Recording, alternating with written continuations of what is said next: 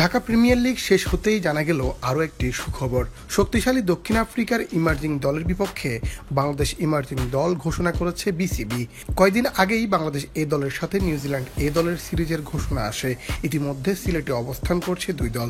DPL থেকে অনেক performer সেই সিরিজের ডাক পেলেও বাদ গিয়েছে অনেকে। তাই তো এবার বাংলাদেশ ইমার্জিং দলে জায়গা পেলেন তারা।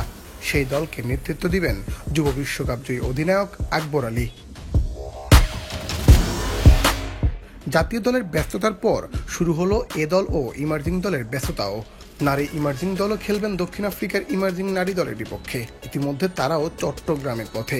সেখানে খেলবেন 3টি ওয়ানডে ম্যাচ, এরপর কক্সবাজারে খেলবেন 3টি টি-20 ম্যাচ। ডিপিএলে দারুণ পারফর্ম করা ব্যাটার ও বোলারদের নিয়ে কয়দিন আগেই নিউজিল্যান্ড এ দলের বিপক্ষে বাংলাদেশ এ দল ঘোষণা করেছে বিসিবি।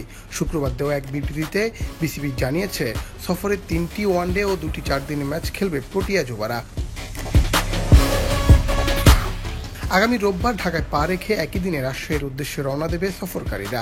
এরপর 2 দিন বিশ্রামের পর চলবে 2 দিনের অনুশীলন। ওয়ানডে সিরিজ দিয়ে শুরু হবে দুই দলের লড়াই, যার প্রথম ম্যাচ আগামী 12 মে। পরের 2টি ম্যাচ যথাক্রমে 14 ও 16 মে। সবগুলো ম্যাচই হবে রাজশাহীর শহীদ কামরুজ্জামান স্টেডিয়ামে। প্রথম 4 দিনের ম্যাচ হবে চট্টগ্রামে আগামী 20 থেকে 23 মে। আর শেষ ম্যাচটি হবে মিরপুরে, যা চলবে 27 থেকে 30 মে পর্যন্ত। এক নজরে দেখে নিন বাংলাদেশ ইমার্জিং দলের অধিনায়ক আকবর আলীর নেতৃত্বে আছেন যারা: জিশান আলম, রায়হান রাফসান রহমান, মাহফিজুল ইসলাম, প্রীতম কুমার, মাহফুজুর রহমান রাব্বি, আরিফুল ইসলাম, রাকিবুল হাসান, শেখ পারভেজ জীবন, মারুফ মৃধা, রিপন মণ্ডল, আসাদুজ্জামান, আহরার আমিন, তোফায়েল আহমেদ রায়হান, ওয়াসি সিদ্দিকী। মুন্না চন্দ্র দাস, বাংলাদেশ প্রতিদিন।